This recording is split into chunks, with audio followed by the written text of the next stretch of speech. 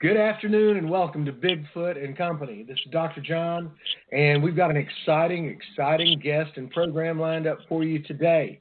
It's been a big week in Bigfoot exploration, and a lot of great news is coming out.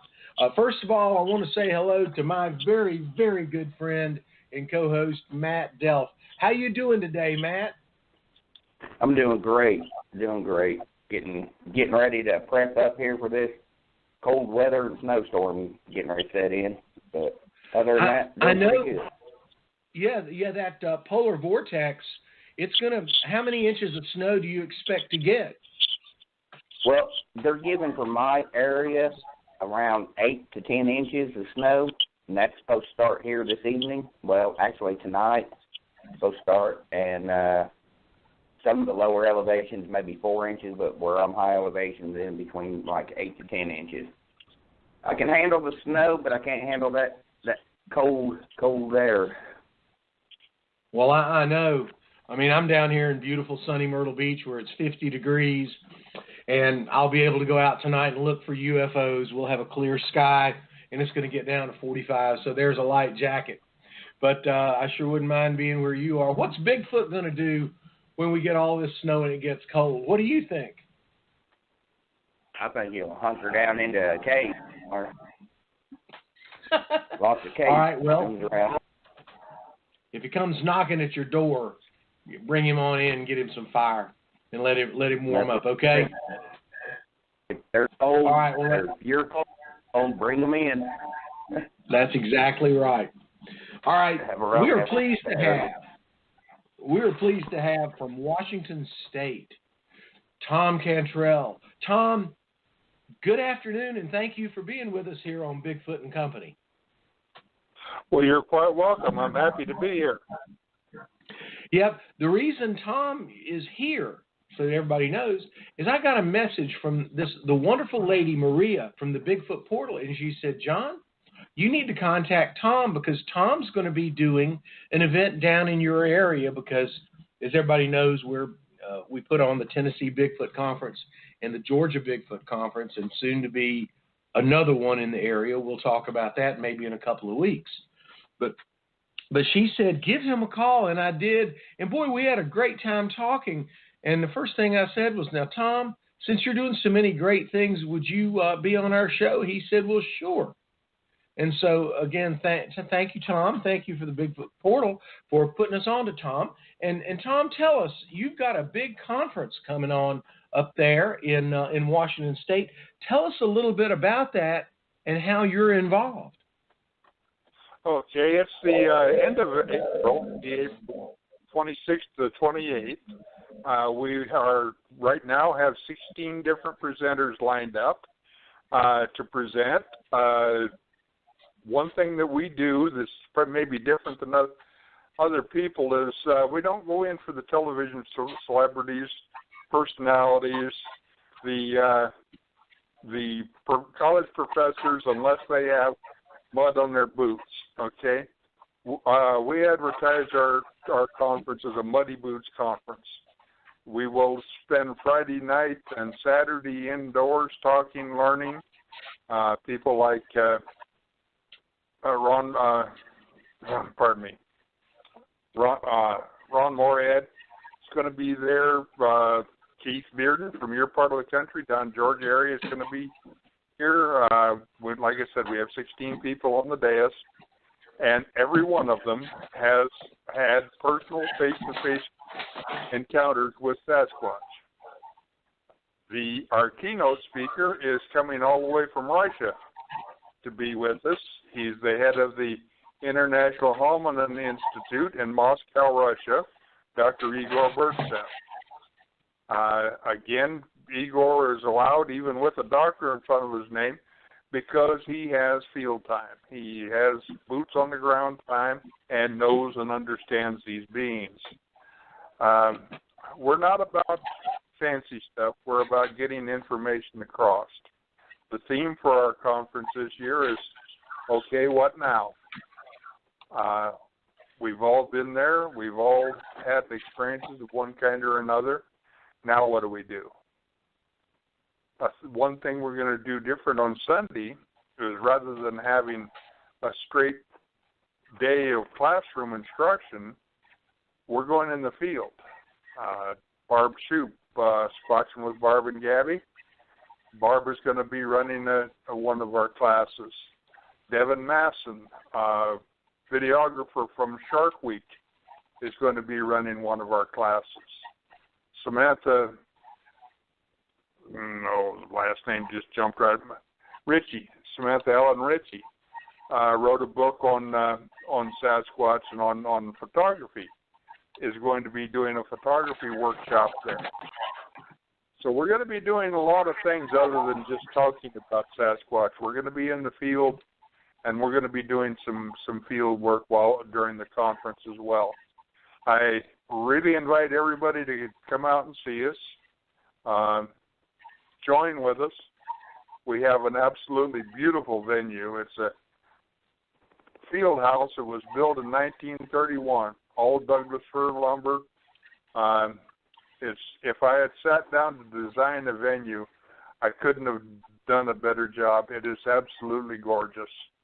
Absolutely big veranda along one side. Inside's all hardwood floors and softwood walls. Just beautiful. Just absolutely gorgeous place. And we're going to get underway about 5 o'clock on Friday afternoon on April 26th. And we'll spend Friday and Saturday there. Then Sunday we'll move up the road about 20 minutes into the Cascade Mountains. We'll be directly across from Mount Rainier in the area where Barb does most of her filming for her Barb and Gabby series. So we're right in amongst them. It's just a matter of will we have the opportunity to see them. That sounds great. Now I've got a question for you that just jumped out at me. So you've got your keynote speaker is coming from Russia. Can you tell us just a little bit about the institute with which he's associated? I find that fascinating. They've been a worldwide leader in this investigation. They understood and accepted the Patterson-Gimlin film long before any American scientists ever did, long before they would ever even look at it, to be truthful with you. But Bayanov, my Russian is not very good, but he ran the institute, and now Dr. Burtsev runs it. And they've published books on the fact of the American Yeti, and the fact that it is a fact and not a supposition. They understand this. They have these same beings in Russia. They have them in China. They're called the Yeren there. They're all over the world. These people have just had the wherewithal and the foresight to do the studies, to do the scientific studies that were necessary. Okay, and he's going to come over and share his work with us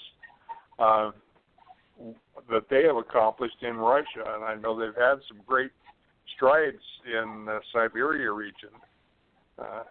So it's going to be interesting. I don't know if we're going to be able to understand him, but it's going to be interesting. Well, let's hope you can. I was going to ask you one question. For some of us, we may not be able to make it over there from the East Coast. Will you be videotaping your keynote speaker and your speakers so that we can enjoy them after the fact? As a matter of fact, Greg Yanni is going to do. He's volunteered to do a video for it. He's a professional videographer here in the area. He's done the Sasquatch Summit the last couple of years and does a very good job at it. He also did Dr. Matthew Johnson's last conference and did a quite good job at that too. The only thing that he doesn't do well is he doesn't screen his commentators very well. I have no problem with somebody who disagrees with me. That's part of anytime you raise your head above the parapet, you're going to have disagreement. take a stand on anything and somebody's going to disagree with it. That's no problem. We could talk about that. But one respectfully, I do have a problem with that.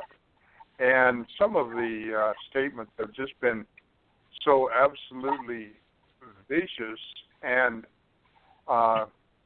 personal attacks by people that don't know us at all, but they're against the subject, so they attack the messenger. You know how that works. And I would like to see that stuff removed. I don't think it serves any useful purpose whatsoever. If you want to argue the facts, if you want to debate the facts, I'm more than willing to. But I'm not going to get in a mudslinging contest with people. Well, those are wise words. They really are. Matt, I know that you've met some people and been around some folks that have certainly said some things that weren't appropriate about your area of research and everything, haven't you? Oh, yeah. Yeah, I kind of welcome the debate. I love getting into it with some people because I just throw some facts out there, that they're like, well, Bigfoot don't exist. That kind of stuff like that, I love that because I throw out some facts from the government, that they can, if they choose to look it up, they won't most of the time. But I just throw it out there because, we know it's out there. I've personally seen it. I'm not trying to prove to the world during my investigation. My whole journey is real personal for me since I had an encounter. But everybody else, all these skeptics, they want to throw stuff out there, and they try and ridicule people and try to make them, they want to make fun because they live in this, they don't live outside the box. They just, what you're saying, Matt, is entirely true. They don't have an argument, so their argument is to attack the messenger. It's really just a sign of a weak mind. I don't have time for those type of people. There are too many people that want to know, that want to learn. They're going to take my time, not these fools that just want to raise a stink or raise a havoc. I just this morning finished writing an essay on why is there a body, and it's going to be part of my next book. But it's an important question. Why don't we have a body? Well, yeah, that's you would think so, wouldn't you? Until you stop to look at something. What is the population of these beings in this country? I've figured it out for Washington. It's taken a long time, but in the state of Washington, there's somewhere between 300 and 350 Sasquatch that live within the state, 71 million square miles. Okay? Now, they live an approximation of about 100 years. Now, if you have a being that lives 100 years and there's only 300 of them, that means that in a year's time, 3 of them die. That's 3 individuals in 71 million square miles. Now add to the fact that they bury their dead. That does compound the problem. But try to get these people to stop and even listen to what you're trying to say. All they want to do is regurgitate talking points that somebody else has said. They're not even their own thoughts. I'm not sure most of them have even ever had an original thought, but that's not what's coming out here. They're just regurgitating other people's thoughts, okay, in order to argue with you. So they can't successfully argue with you, so they have to attack you. And that's where the party ends as far as I'm concerned, because I just won't deal with those people. Yeah, it shows a lot to me. Like, whenever I had my encounter, afterwards, it changed my life, and I had to, it was a personal journey then, and I studied wildlife, and I had to learn food. I had to learn what I'm dealing with if I'm going to be in that environment. And a lot of people, they always ask about the body and stuff. And this would be a totally different other show. It doesn't matter if we have a body or not. So here in the United States, it's not going to go public. I'm sorry, but it's not going to go public. That's a totally different show, but it's not going to go public. Nobody'd know about it. They'd be covered up. But stuff, just if you learn your environment, like a carcass out in the middle of the wilderness, in less than 7 days, it's going to be gone between scavengers and everything else. And a lot of people don't think about that. And there's I believe, an inch of compost, like dirt and stuff, every year adds on top of stuff. So if you got something that's where people don't hardly even go out into that area, if you do have a body out there, over a couple of years, it's going to be whatever bone, anything that's left is going to be covered up with dirt. I mean, it's kind of funny when people say stuff like that, because you never find a bear's body out there. You never find a bobcat unless it's been hit by a car or something on the side of the road. Other than that, if you're out hiking, you never find a carcass of definitely rare animals. Like you said, the population. One of my points is very basically, how many bears have you found the bodies of? How many cougars? Yeah, we find a deer and an elk, but there are literally millions of those in this country. Yeah, and exactly. And even sure, we only find them once in a great while. It's the University of North Carolina did a study on longevity of a deceased body in the wild, and they actually wired down a deer body to the ground so it couldn't be carried off by the larger scavengers. And they found that a week was tops. And it wasn't the big animals, it wasn't the large scavenger did for them. It was the wee beasties, the insects and the larvae and the maggots and such that ate them up within a week. And and then, like I say, with the scarcity of them, put one of those, 3 of them one of them in what, 25 million square miles, and try to find it. Lay it out on a picnic table and try to find it in that size of area, Yep, exactly. I defy people. You made a good point too about it not coming out. I think the worst thing that could ever be done for these people would be for our government to have to take ownership of them, to have to step up and acknowledge that they do in fact exist. Our government is run by special interest groups, and they would be up there screaming, close off all the back areas, nobody allowed off the roads, and they'd get it done because they'd have an arguing point. These people need this protection. No, they don't. We're the ones that need protection. They're doing just fine. Exactly. It was Milton Friedman, economist for 4 presidents, who made the statement. He said, if you put our government in charge of the Sahara Desert, in 5 years there would be a worldwide shortage of sand. And he's absolutely right. He's correct. They have such a wonderful track record with indigenous people now. Don't you want to see them do that again?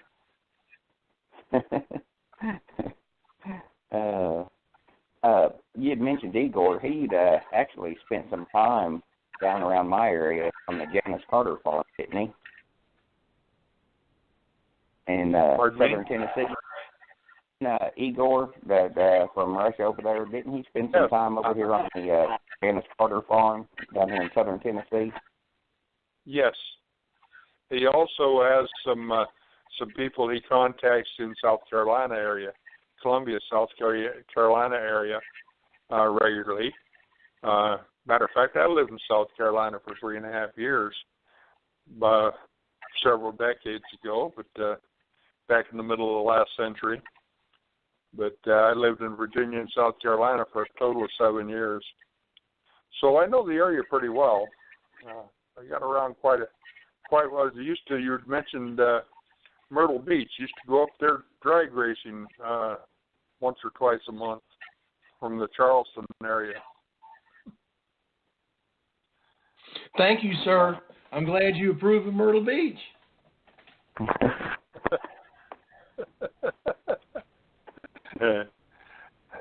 One thing we're going to do too, we have this conference that we're doing in April.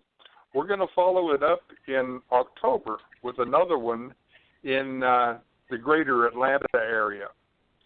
We do that simply because we have a lot of speakers come from long ways away, and it's so much easier to bring them into the airport and be within a half hour, 45 minutes of the airport, rather than drive up to, say, the northern part of the state where it is so gorgeous. I understand that. We had a conference in Dahlonega a few years ago that was absolutely wonderful. But we're going to hold it down to we've been visiting western Georgia for the last several years. We have a gathering there that has always met with wonderful success. There are many, many people that have had their first encounter on that outing. Matter of fact, I believe it was 2013. I believe it was. Don't hold me to this exactly. It could have been 2014. We had 20 of us in camp that we limit our gatherings. We had 20 of us that were camping there. We were all sitting around the fire at night. Two ladies across the fire, directly across the fire from me. I mean, I was looking right in their eyes. Neither one of them had ever had an encounter of any kind. All of a sudden, one of them's eyes got about as big as saucers. Her bottom lip started quivering, and all you could hear was and her finger came up, and I poked my head, twisted around real quick. There's two Sasquatch standing right at the edge of the firelight, joining in on the festivities. It turned out there were three of them there that night. 2 or 3 of the people, Keith Bearden was one of them. Carla Williams, you may know. She was another one. They followed them a ways and caught up with them, and there was an adult and 2 juveniles there that had come up to the fire. And they were standing right on the edge of the lit area, and basically the whole camp got to see them. And that's the type of encounters we've had there. Plus, the nights are so fantastic there with the calls back and forth. It's just an absolutely wonderful place. So we're going to hold the conference in that general area. We're going to do the same thing. We'll have a full list, a full slate of presenters who are tops in their field. They may not have letters after their name, but they got mud on their boots, and that's, to me, is more of a criteria than the letters any day. Oh yeah, definitely. That sounds great. Yeah, you talking about Georgia there, that area? I've got a lot of good friends up there in northern Georgia, and it is like a hotbed up there. And I'm going to do some research up there in March. I'll be heading up there from March to try and do a lot this spring and summer up there. And I definitely, I know Dr. John, we're going to try and hit that conference down there whenever you have it. You said October? Yes, it'll be 4th, 5th, and 6th of October. That's great, because that's 3 weeks ahead of the Tennessee Bigfoot Conference in Kingsport that we're putting together. So that'll be wonderful. We'll get down there and hopefully find some of your folks that have a free weekend 3 weeks after that, and they can come up to Kingsport and have a great time with us.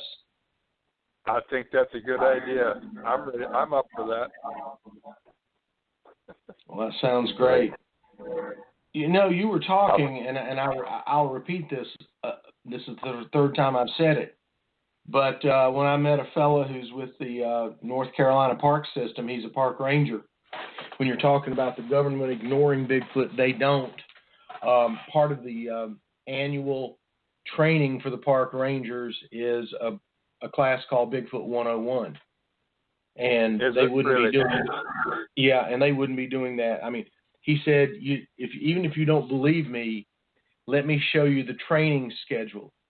and he went to his smartphone and he pulled up the training schedule for this March, and he said here, and it said plain as day, Bigfoot 101 held by Michael Murphy. So they know, they're aware, and I'm just not saying much. It's kind of hard, they don't want to have to take over. As a matter of fact, Fort Lewis, a big military reservation in western Washington, huge place. Fort Lewis and McChord Air Force Base side by side. A lot of backwoods there, and in the Sentry's night orders for what to do if you happen on one.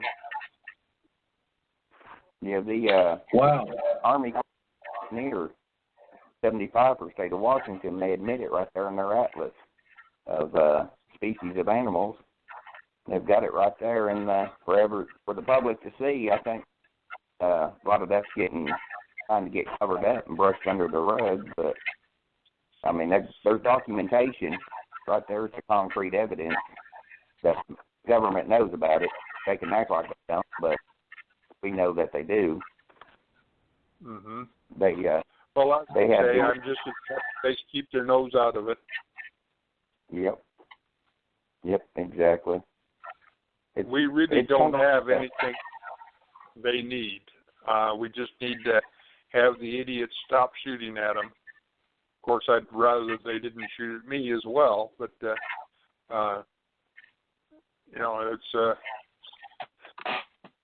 they don't need our protection. That's the main thing. They don't need our protection. Oh no, they don't. That's for sure. Have you had like any encounters or anything? Because my encounter was excessive. It was not friendly at all. Do you ever had any like aggressive, possibly a bluff charge or just, anything that that you weren't wanted there? I'm sorry, I didn't understand what you said. Have you had any aggressive encounters or anything with any that, with me personally? Yeah, in 60 years of doing this, and I mean it's been over 60 years now. Started in 1958 with the Jerry Crew incident, is where my interest started and where I started looking into these people. I have never had what I would call an aggressive encounter. Now, have I been in the wrong place and they didn't want me there? Yes. What did I do about it? I left. It's not rocket science. I left and come back again another time when I wasn't interrupting whatever was going on. Can they be aggressive? Yes, they can. Get between a mother and her baby and threaten them. You'll find out exactly how aggressive they can be. But as long as they're treated with any kind of modicum of respect, they will never be aggressive to people. If you're trying to stay hidden, the last thing you're going to do is create incidents that have to be investigated. It just doesn't make sense. That'd be like starting a fire, and having a finger pointing way up in the sky right to where you are. It just doesn't make sense, Right. Now, see, my encounter, first encounter, I was a total skeptic, and I was fearing. I didn't even know these things exist or anything. Now, my encounter and was an aggressive encounter. It did not want me there. It threw a stick, that went with some force. It went flying by my head, and it was snapping trees. I don't know if it would have hurt me or not, or if it was just running me out of there. I didn't stick around to find out. Once that tree branch went flying by my head and it let out that scream, I seen it, and it kept closer and closer, and I got out of there. And that was my first experience. And now, after, of course, 20 years of research later, I found out a lot of people say it's pretty much, that was probably just a bluff charge, but I didn't stick around to find out. Well, you know the difference between a bluff charge and a real one, don't you? On the real ones, they don't stop. On the real ones, they don't stop, But, yeah, you're right. It probably was just a behavior to get you to vacate the area because you'd interrupted something. That happens. Okay. Also, you got to remember these are big dudes. When they, their greedy grunt is just a low guttural grunt. But as big as their lungs are, big as their throat capacities are, and the resonating chambers, when they do it, it sounds terrible. But all it is a greeting. I can't even begin to emulate it because I don't have the capacities to do it. But it's really not an aggressive being. This one, it was how a primate will shake trees and stuff to let you know, hey, this is its territory. And what I believe I encountered was, because I was on the deer trail, and it was off the deer trail like I was. So I have a feeling it was probably doing the same thing I was doing. It was waiting on deer to come through there, and I may have disrupted his hunt. But it let out that scream with the, now the scream, it had a growl in it, and the scream had a high and a low tone that cannot be duplicated by a human. And it went right through me, and it had some force. With that scream and that growl all in it at once, it completely shot through me. And at first I didn't know what it was until I actually seen the visual. But after that, then, I knew it wasn't nothing human. But it had let out that. It gets your attention, doesn't it? Yeah, it does. It changed my life forever. Thank you. Like I said, we can do things to get the bad side, and some of them just don't like us. I've run into them that were just as soon I'd disappear off the face of the earth, it wouldn't hurt their feelings at all. But I don't see them causing that to happen. You got to remember, through the throwing of rocks or throwing of sticks, I found that 99% of the time that's juveniles and adolescents. And who in the world gets in more trouble in any species than adolescent males? They hunt with those weapons. Okay? If they wanted to hit us, they would have no problem doing it whatsoever. But they don't. They fall at our feet, they go by our heads, they go by our bodies, and they want us to get away. It's just that simple. Get away. It's scary when it happens, but it's happened so many times now that it isn't even scary anymore. I just I'll back off and leave. This is when I can still walk. I'm pretty much bound now. I can't get out like I used to, but I still do, and I still have my contacts with them. It's important.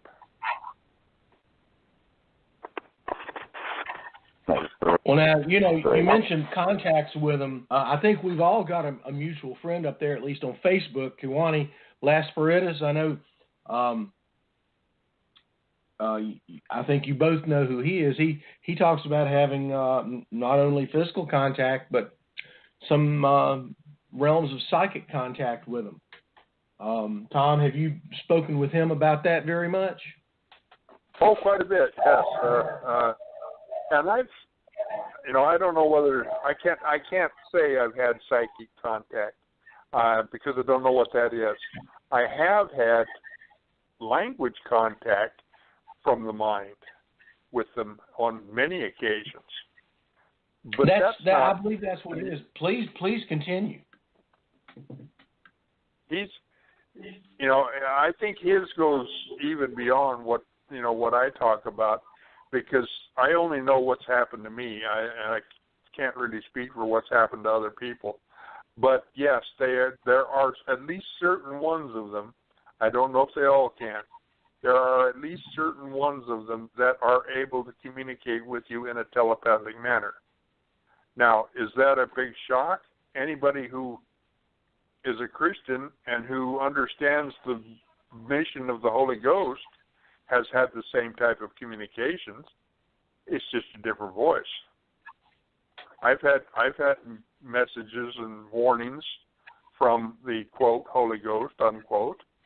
But that doesn't mean that everybody can do that or everybody can receive it. I don't know what the criteria is there. But I do know that they can do it because they have done it. Yeah, that's a good point. But we don't know what others are experiencing, so we can't judge that. But that is great. Because see, I've never had no telepathic or anything like that. Mm-hmm. But I mean, who's to say? They're getting it from somewhere. These people are. So I mean, it's hard to explain. What they are experiencing. Only they know. That's right. And that's something that we have to remember in dealing with people is we don't know exactly what they're experiencing. They try to explain it to us, but that doesn't mean they have the words to explain it correctly or perfectly either. So, and then how are we going to look at it? We're going to look at it in light of our own experiences. Oh, yeah, that's the same thing that happened to me, or that's not at all like happened to me. Okay, we're a creation of our own past. Everything we've done in our life up to today creates who we are, and it also creates how we view things. We have a decided slant on everything that we view, determined by what we understand it to be. That's why I see so many people who get themselves scared. They go out and they saw one and it was a monster.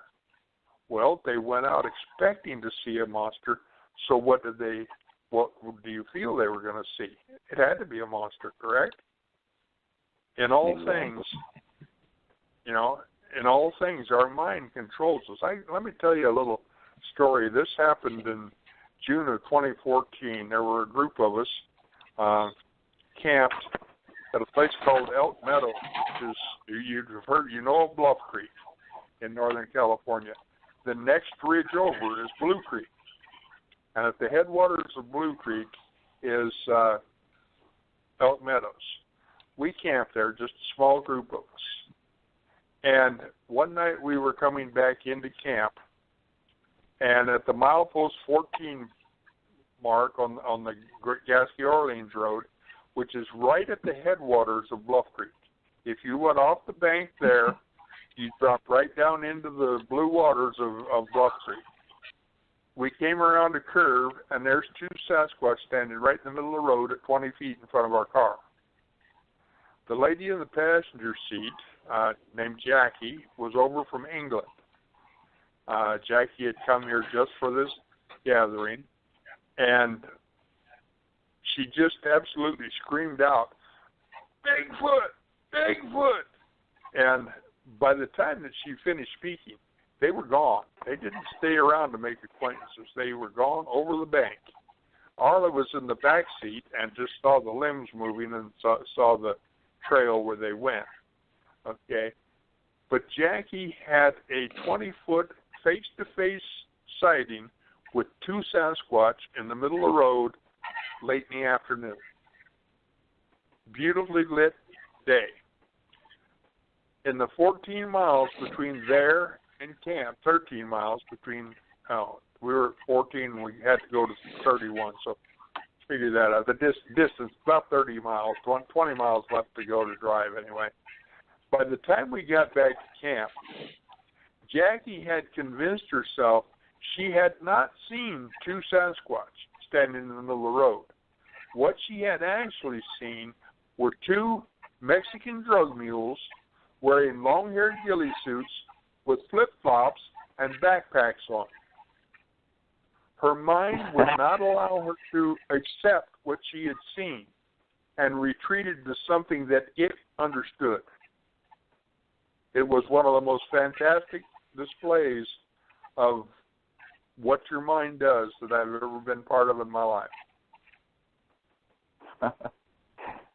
It wasn't until sometime later one of the ladies said, "Jackie, you traveled 6,000 miles to see what you saw, and now your mind's not letting you see it." And she got thinking about that, and a day or so later, it finally dawned on her. Yeah, her mind was playing tricks on her. It was doing exactly that, because she had seen two Sasquatch in the middle of the road. They were not. I mean, it was June. We were at 5,000 feet elevation. You know, there's nobody growing drugs at that elevation at that time of the year. Right. So, you know, it's still freezing every night. We'd get up in the morning and we'd have a half-inch skim of ice on our water buckets. It was that cold at night. So you know, that's high elevation. I've experienced. I was to a person actually is 2 weekends ago, and they were telling me about an experience, and they were talking like you were saying. It's like their mind didn't want them to accept it. It happened, but their mind did not want to accept it. I know exactly what you're talking about. That's pretty interesting. Yeah. It's the most interesting. I don't know if the study's ever been done on this, but if not, it needs to be done because it's fascinating what happened. That was a fantastic trip, too. We spent a week there, 9 days, I think, at that spot. And, we had, every day had face-to-face encounters. Every single day, somebody in camp had face-to-face encounters. It was just alive with Sasquatch in that area. You know, Tom, that's a very interesting subject. I spoke with Marshall Masters, who is the Planet X guru. In fact, I've got him on tomorrow for a special edition of Scarycast at 4 p.m. Eastern.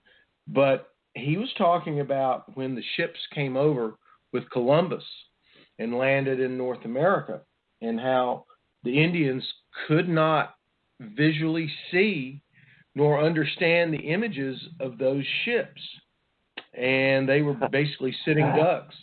And it's documented in history. It's you know, no, I don't know that anyone's ever really studied it. The only person that I could think of might be Rupert Sheldrake. In fact, I ought to just get up with him and ask him. He's studied some very interesting things about human perception, the mind, and areas that some folks would call parapsychology. So, I mean, I might check in with Rupert and see if he knows of any studies. I hadn't really thought. I mean, I've known about the Columbus thing for years. I read about it a long time ago. Marshall brought it up. It's in the Edgar Casey material. And then you bring up the same exact thing, is that people's minds don't want to recognize what they are seeing. And it's really kind of interesting. And another person that we need to talk about with that, Matt, would be Jen Cruz, because she is, to a large extent, a counselor. And she deals with what people see, feel, and understand. So next time either one of us talk to Jen of the She Squatchers, we need to ask her that question. All right, Matt? Oh, yeah, definitely. It needs to be looked at for sure. Subject. A totally interesting subject to pursue. Think anybody's ever really pursued it. I guess the question is what you see, what you get, and the answer is no. No, it simply is not. What you see, what you get, no. That's why eyewitness testimony is so little counted on in court, because that can be misconstrued. We can see something and it not be what we think we saw, but we're going to interpret it as we thought we saw it. Exactly. Well, you know what? As we're speaking about this, we've just had a call in, and I believe this is our best friend from Australia, Jackson Samuel. Jackson, are you on the line with us? Yeah, I sure am there. Dr. John, how are you today or tonight? Doing great. We're here. We got Thom Cantrall, and I'll bet you've been listening. That you got a question for our guru from Washington State? Most definitely. Straight off the bat, I'd really love to say I completely agree with people not understanding what they see. Like, a lot of people have a really closed mind and they identify things as to what they're familiar with, not with what they're not familiar with. Unless you have an open mind, you don't really understand what you're seeing. I completely understand what you're saying there. You're absolutely right. Oh, and by the way, one of the ladies in camp that week at Elk Meadows was from Australia. She had traveled over from Australia to be with us and had a wonderful time. Oh, that's great. Now, moving on from that, I was listening to what you were saying before about them having telepathic powers, and you mentioned the Holy Spirit and everything. Now, a question that I posed to Dr. John in a conversation last night, this is to you, Thom, is that, hate to digress a little bit, but what are your beliefs about Bigfoot being the Watchers? I'm sorry, I didn't understand. Okay. You were saying, like, you mentioned the Holy Spirit, Bigfoot being telepathic, and I believe that they have an understanding with the Anunnaki and UFOs and so on and so forth. I was wondering if you may have a belief that Bigfoot may be the Watchers, and if so, if you may be able to elaborate on your belief. Well, I really don't know. I thoroughly believe that UFOs exist, but I don't know what they are, if you understand what I mean. My degree is in a technical field. It's I'm an engineer, and there's a lot of hard and fast rules of physics that apply there, and one of those is the speed of light. So we've got a problem if we're going to travel interstellar to do so and do it in a timely manner. So until they solve that problem for me, I have trouble with visitors from another planet. Does that mean they don't exist? No, that just means that I have trouble with them. Okay. Other people may have the answer, but I don't. So it's not something that I investigate much because I have an area of expertise that I've been asked to look at, and I pretty much stick to that. UFOs fascinate me, but I don't know. Do you understand what I mean? I certainly do. Yeah. I just look at all different aspects of everything that could be involved, and I've just got a really open mind. Like, I don't dismiss anything unless, I think it's complete, not real. I've had a lot of different experiences in many things, and I don't dismiss anything unless I have 100% discountability of it. I like that attitude very much.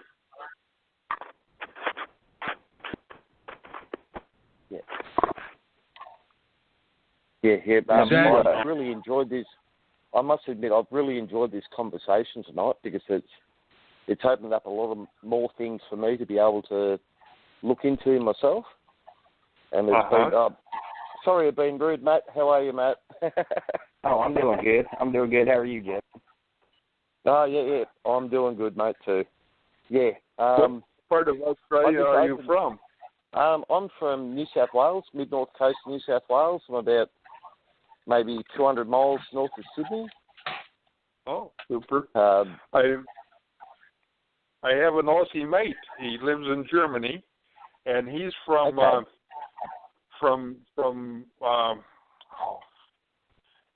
don't get old. It's not fun at all.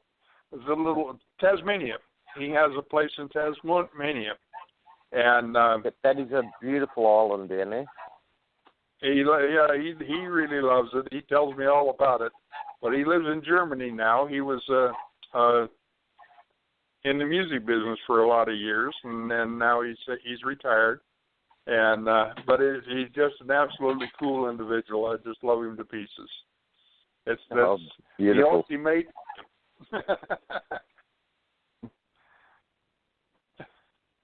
He's also my world's worst critic on my writing. Okay? He loves everything I write, so he's absolutely no good at figuring out whether it's good or not. Well, you got to have a bunch of those, Tom, or you won't be a successful writer. You know, he's good for the ego, just not real great for logic. Everybody needs a critic. It makes us, want to just get better. Yes, it does.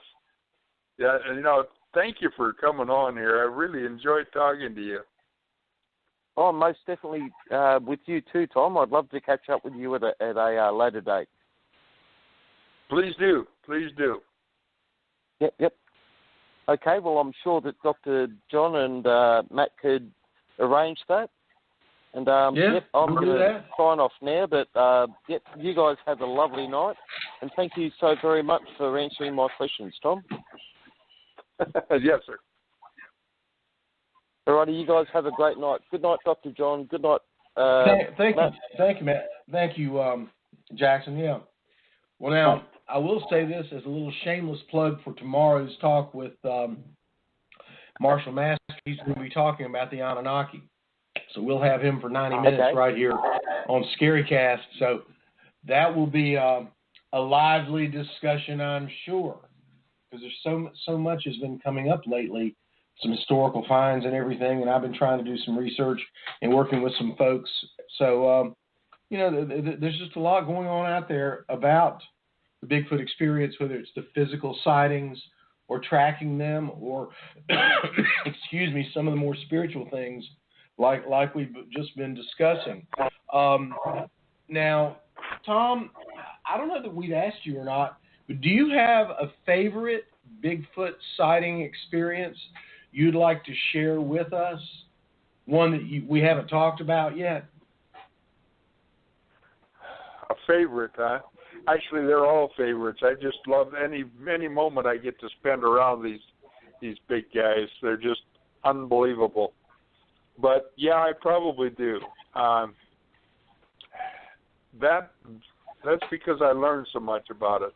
It happened back in the late 1970s, and I was hiking in.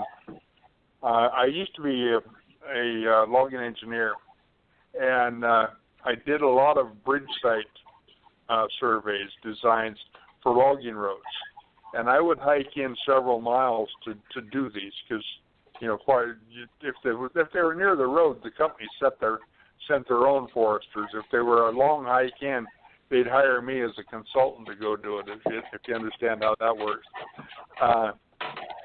So I was hiking in one day.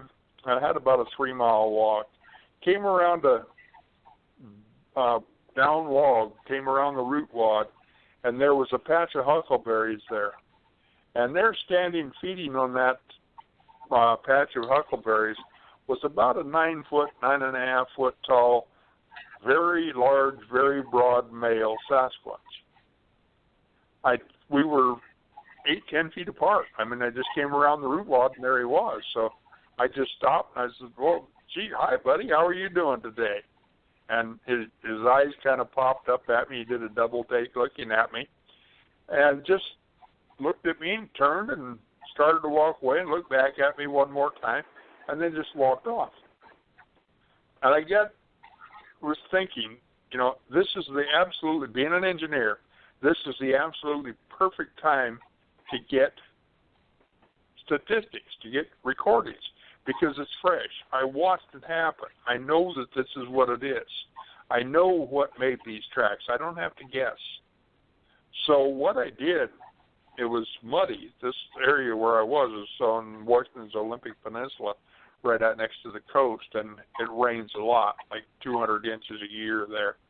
And and that's why I was there that day. The water had dropped enough so that the river was back in its banks and I could get in there.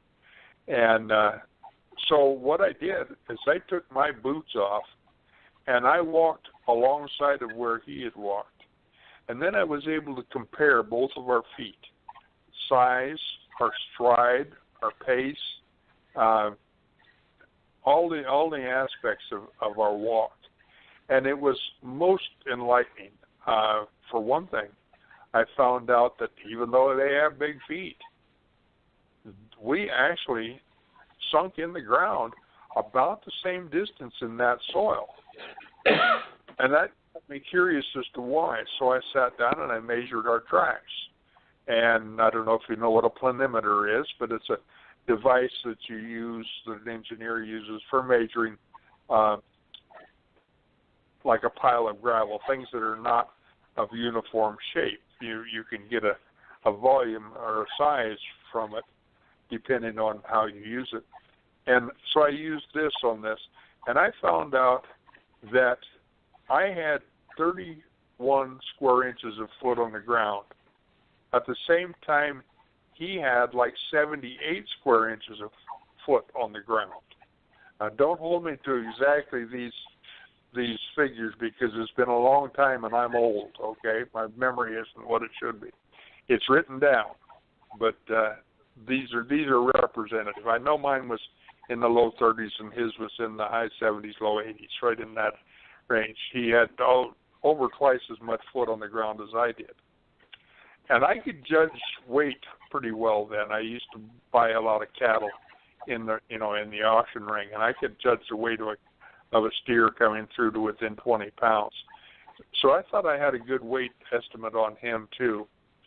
And when I worked it out, we were both putting 7.5 pounds per square inch pressure on the ground. That's why we sunk in the same amount. Okay? Different soil types probably wouldn't have been the same. This particular soil type, it was.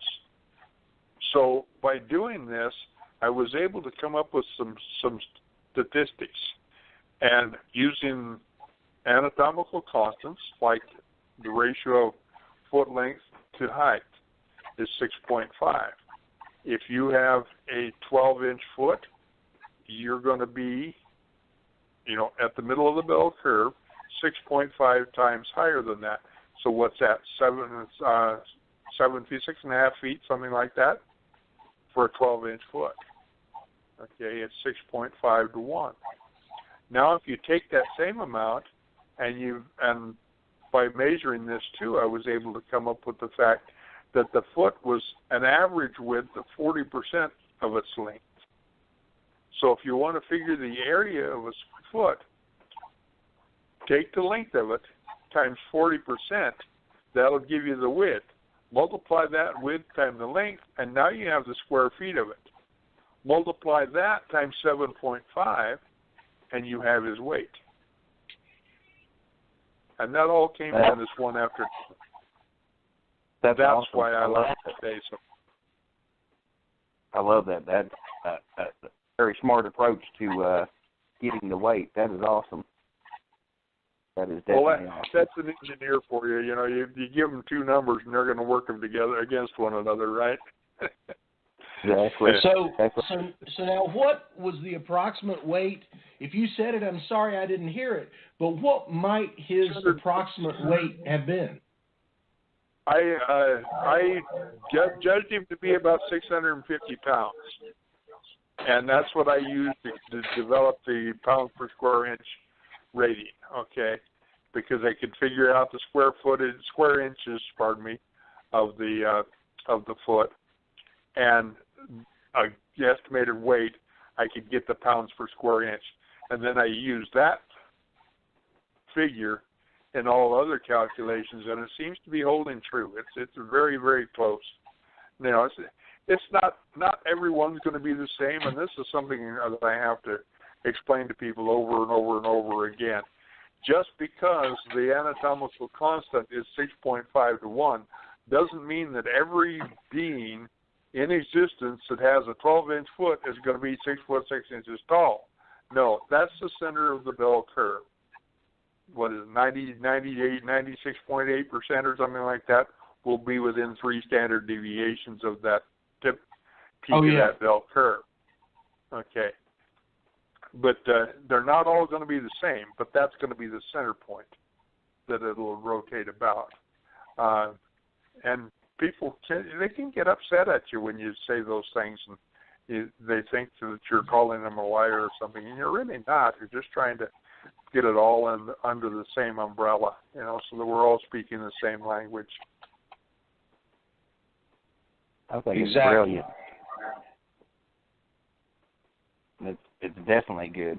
I mean that. Well, I'm glad. That's what I'm glad we got this on here.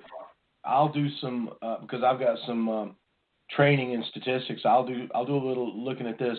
I'll re-listen to it and see if I can get you some further insight on this. I apologize. I have some letters after my name, but they came from NC State and they taught me a little bit about stats. So I'll see what I can come up with and get with you on that. Okay. Well, as long as you have mud on the boots, the letters are okay. There's some mud here. I'm definitely the mud. Not as much as Matt, though. I mean, Matt's covered in mud sometimes. Yeah. Well, I've had those days too. I was a logger for many years. See, I've been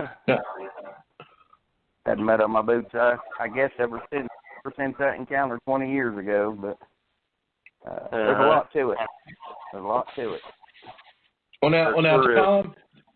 Does getting up in the mud up to my knees in Scapor Swamp looking for the lizard man, does that count too?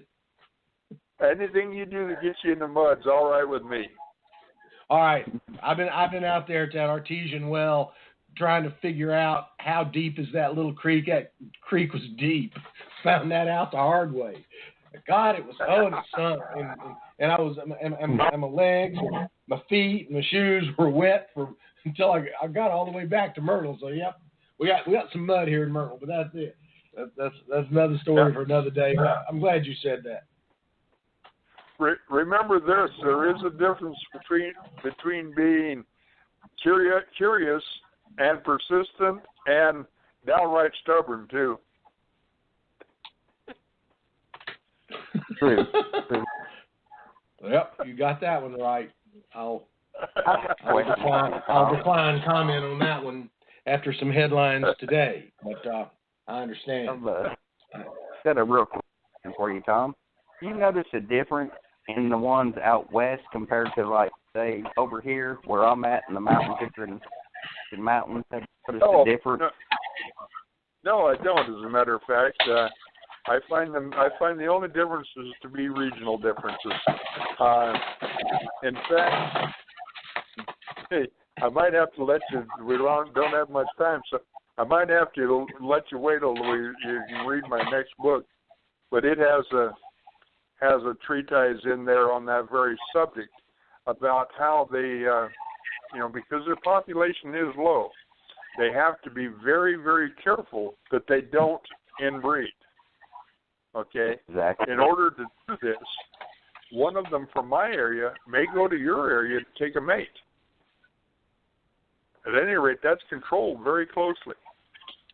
I wrote the story of it, and it will be in my next book, of a young female that we knew in British Columbia in our research area, where we spent 5 years researching their glyphs and structures, that got ready to take a mate, and she actually went to Oklahoma to do that. And the reason we know where she was is because my mentor, Arla Collette, lives there, and she saw her when she was there. She knew the young man that she was mating, the young male, because it grew up in her area.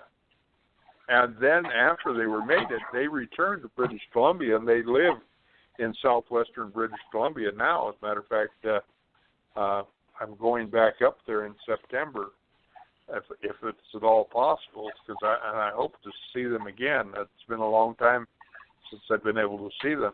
But she's a very unique appearing one. She's the only one I've ever seen that has blue eyes. And her hair looked like she'd been to a beauty shop. It looked like it had been cut. She's a very, very unusual looking female.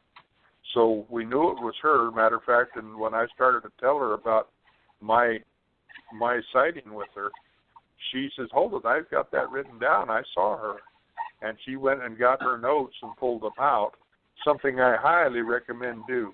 Keep a journal. Write these things down, because when you get to my age, you forget. And they've got to be written down or you'll lose them. And if you lose them, everybody loses them. So please keep a journal and write these things down. No matter how insignificant they seem, they are important. She did that. She pulled that out and read it back to me, and it was verbatim what I was going to tell her. When I found out why, that's the reason. In order to avoid the possibility of inbreeding, they will travel halfway, 2/3 of the way across the country to take a mate. And almost invariably, the female will go to the male's clan where they decide whether they're going to go through with this, whether they're going to be a pair or not. Then when it comes time to live, they'll come back to the female's clan. Now, I don't know exactly why they do it that way, but that seems to be the way they do it. That's a good point. Good point. See, I've always asked a lot of questions. I've been asked, why this one has 4 toes or this one has 3 toes, and I always kind of figured out it to be inbreeding. But if they travel that far, then I'd say, the possibility of inbreeding is still there, but it definitely helps with them all not being, deformed. Right, but there's a lot of possibility, too, of injury, accident, frostbite. Exactly. Also, the London reservoir find here a couple of years ago, in February a few years ago, by Toby Johnson, they cast 120-some tracks in this trackway. If you walked along that trackway, there would be a 5-toed print, a 5-toed print, and then a 4-toed, then a 5-toed, then a 3-toed. They seemed like they would hold that toe 1 or 2 toes up as they were walking. They had them. They just didn't put them all down all the time. They use their toes much more prehensily than we do. First of all, they aren't stuffed in sheets so that they're little crimped up things. But yeah, I don't think it's a genetic problem near as much as it is the accidents. And I mean, you run your life barefooted in the woods, and you're going to lose toes. I can almost guarantee that.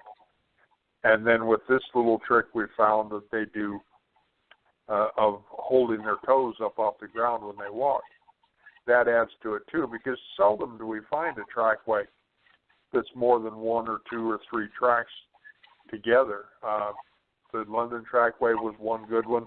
Paul Graves' trackway in Wenatchee in the snow, 1.5 miles worth of trackway. If you have not seen the work on that, do so. It's absolutely fantastic work that he did. But over 1.5 miles, they followed that trackway in the snow. And there again, you get the naysayers. Oh, that's a rabbit. I've never seen a rabbit with toes like ours. Okay? No. Maybe I haven't seen all the rabbits. That's a good thing. See, on my study, whenever I had my encounter, and it made me, I had to go through, and I had to learn the wildlife for me to start going out there so I could eliminate what this is, that is. And I took wildlife conservation class. I can track animals, like I track bears all the way up to the tree that they're in. I mean, I can track animals. That's a good thing. You have to learn your environment and what's out in the woods and the different types of animals to decipher what is what. And yeah, a rabbit track it's totally different than a Sasquatch track. Quite a bit, yeah. And even if you took the whole body of the rabbit, because when a rabbit in the snow, when they jump, they do leave a large impression. But they don't use the toe marks inside that impression. No. No. And had other people say it was just deer. You know how people are going to do whatever they can to hear their head rattle. Oh yeah, definitely. They're gonna.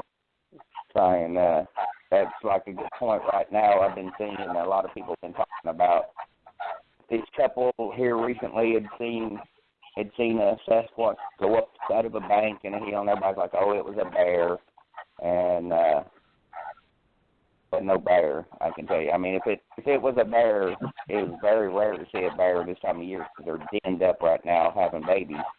But, you know, and go up a hill on a bipedal, I've seen bears walk on two legs, but not up out of a hill. I always get a kick out of the people that say, oh, you just misidentified a bear. I've seen 1,000 bears, okay, and I never misidentified one of them. Why would I misidentify this one as a bear? You know, it just absolutely makes no sense. You know, a bear looks like a bear, period. Yep. And besides, when you're standing at 10 feet, it's really hard to make a misidentification. Oh, yeah. I know what you're saying. Of course, you know, you've got the skeptics that don't ever venture outside the box. They stay indoors and they may watch something on TV, but other than that, you know, they're not out in the woods. And it's like I always tell people, you know, if you're out in the woods, I don't care if you believe or not, there is something, especially hunters, there's something's happened out there that they couldn't explain. There's always something. If you spend a lot of time out in the woods and, you know, no matter what type of stuff you do out in the woods, there's going to be something out there. You're going to be out there one time, at least one time. You're going to experience something you don't know what it is or what's going on. And they're always like, yeah.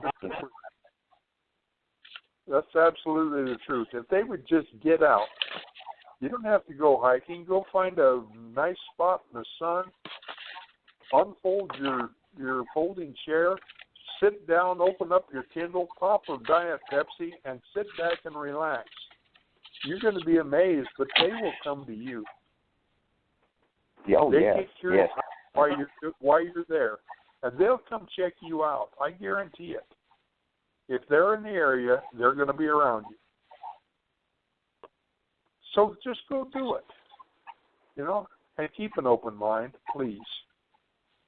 Yep, definitely. Now, do you believe, okay, now that I've gotten into this, that there's been other type of cryptid animals, have you come across any other type of cryptids that, you know, that wasn't Sasquatch? I have not, but then that doesn't seem to be my niche. I know people very well that understand Dogman. You know, it's just not my experience. And does that mean they don't exist? No, it means they're not my experience. And, you know, maybe the day will come, maybe not. It doesn't matter. You know, I have enough to keep me busy for the rest of my life. I was talking to my friend Bob Gimlin on the phone yesterday. We get together and talk once a week. And we were sitting there trying to figure out how in the world, when we were younger, we ever had time for a job. We're both of us buried in stuff to do now, and we're supposed to be fully retired, you know. Yeah. So I don't know how we ever had time for a job. But, you know, I do the things that I'm asked to do. I investigate the things that I'm asked to investigate. And most of all, I answer questions for anybody that has questions, has legitimate, honest questions. They don't have to be legitimate if they're honest. If this person doesn't know, I'm willing to try to tackle them. Again, the ones I won't deal with are the ones that want to be belligerent or bellicose or just want to be ornery. I don't have time for those people anymore. You know, I was on another radio show here a while back. It was in the course of that show, it was a 2-hour show. In that course of that show, after it was done, I had almost 100 new friends contact me on Facebook. In addition to that, there were about 8 who wrote really vitriolic reviews of what I had to say. And you can imagine, you've heard what I've said, because I don't change it for anybody. I just tell what happens. And, exactly. and so here I have 100 people that want to know more. They come to me to ask questions. And then I have 8 that want to raise Cain and be mean and vindictive. Who have I got time for? Exactly. So I don't care whether they exist even. I'm not going to spend time with them. I don't have that much time left. I'm 75 years old. I've got things I need to do. Well, I'll definitely, you'll be hearing, I'm always looking for more advice and anything to help in my study. And you'll probably get me a few. So that's the for advice. Somebody once said that if you ask Tom what time it is, he'll tell you how a watch works. Yeah, I'll well, Tom. Yeah, let me ask you something, Tom. You will be down here in the West Georgia area at the 1st of October for that conference, right? Yes, I will.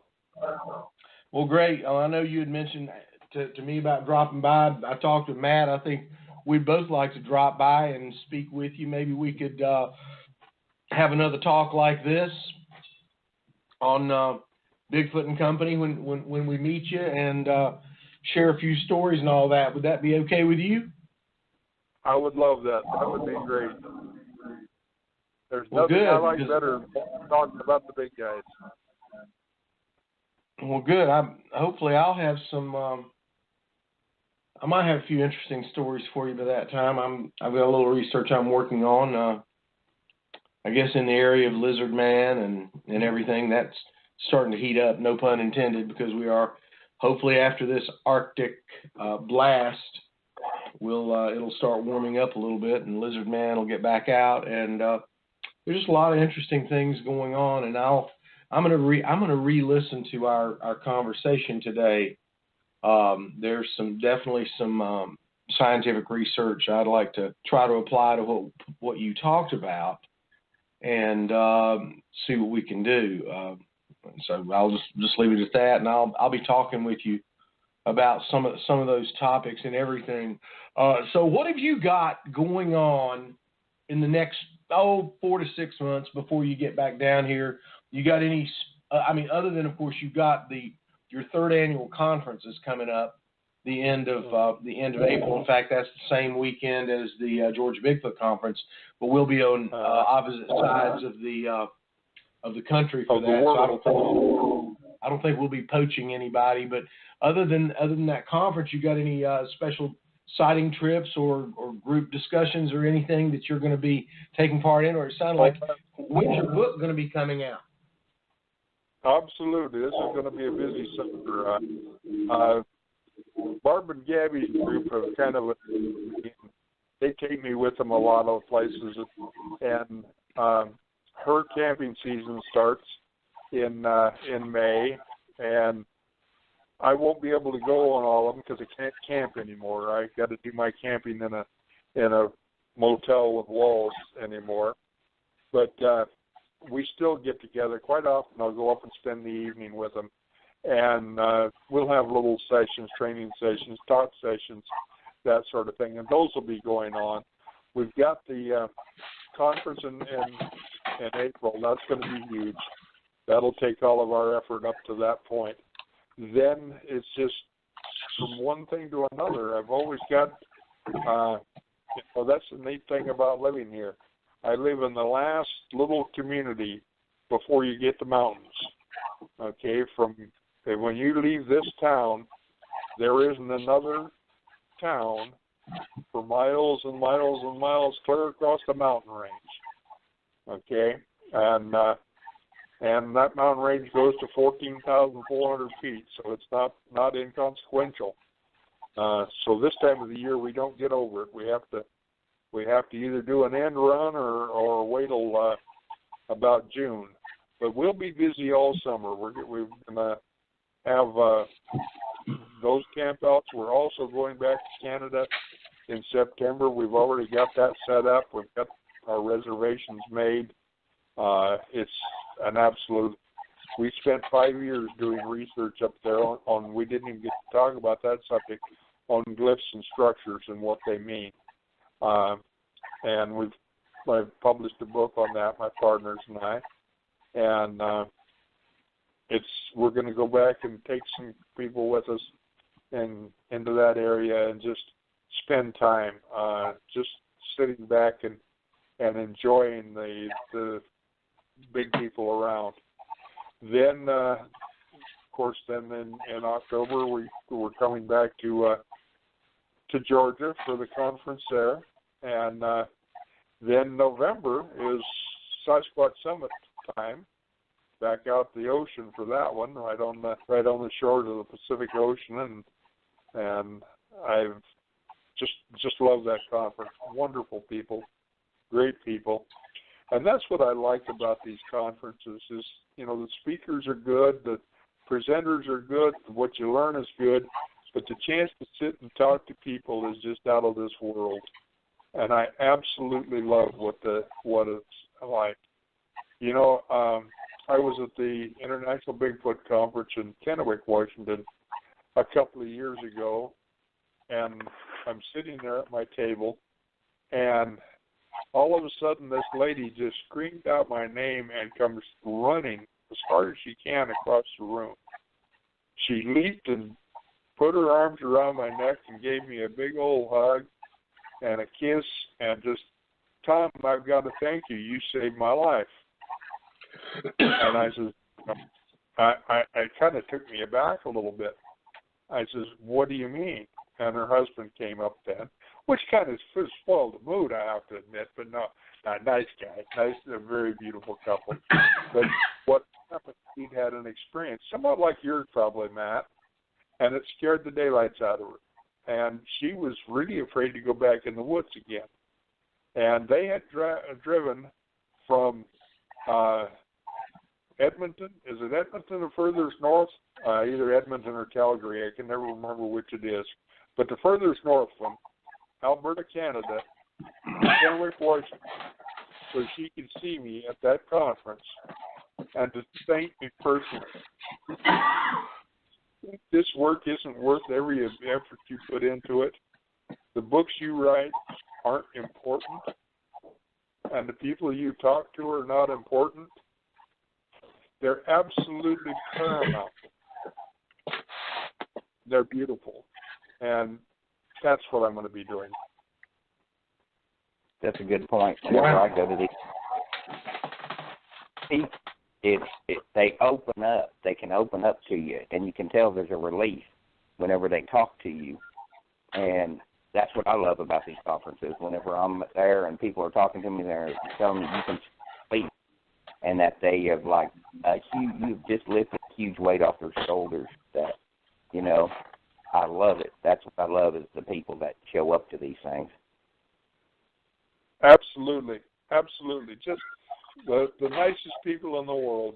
They're open-minded, and the ones that aren't leave. I had my presentation at Ocean Shores of the Sasquatch Summit very early on. 2 people got up and walked out. I said, gee, I guess I wasn't talking to them. They took offense because they mentioned something probably about mind speak or something like that. Well, that's fine. I mean, who cares? If you're that girl, find something else, somebody else to listen to. Put $20 in the slot machines. They probably do more for you than I will. So just come and have a good time. That's what it's all about. Right. Thom, we got about 5 minutes left, but I've got just a quick question for you. And I might have mentioned this briefly when we were talking on the phone the last time, but what do you know about the Bigfoot activity up near Mount Shasta? That's an area that I want to go come and explore sometime within the next year. And first of all, how far are you from Mount Shasta, and what do you know about the Bigfoot activity up there, if anything?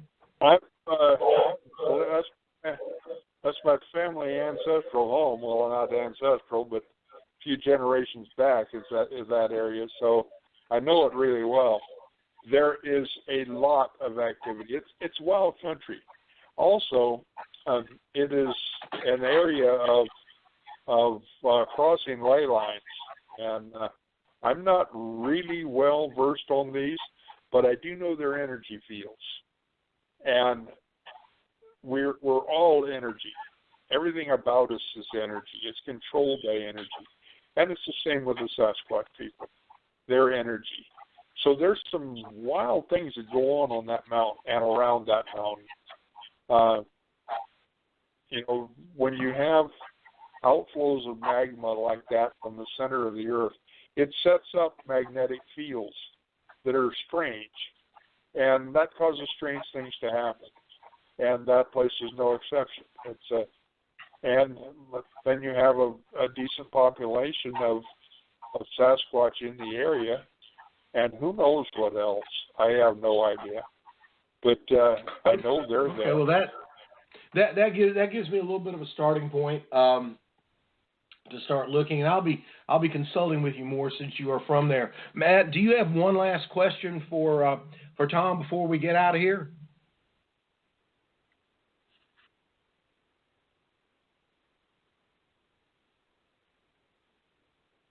Matt, are you there? Yes, I'm here. It's not really a question, just be on the lookout for some of my questions there, because you definitely are experienced, and I love talking to people that experience, and I definitely can tell you, I mean, you use some brilliant methods for weight and everything, and I love that kind of stuff. You look at it, your intelligent way of approach, and I love that.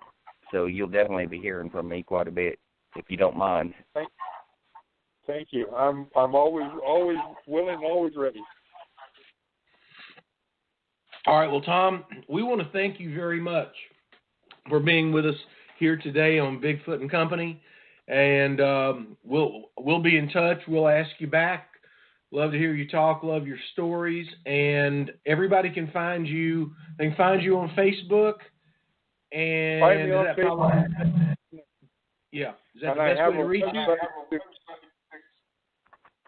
I have a website, www.Ghosts of Ruby Ridge. That was the first book that I wrote. And for information about the conference, it's Ghosts of Ruby Ridge /Sasquatch. So even I can remember that. Great.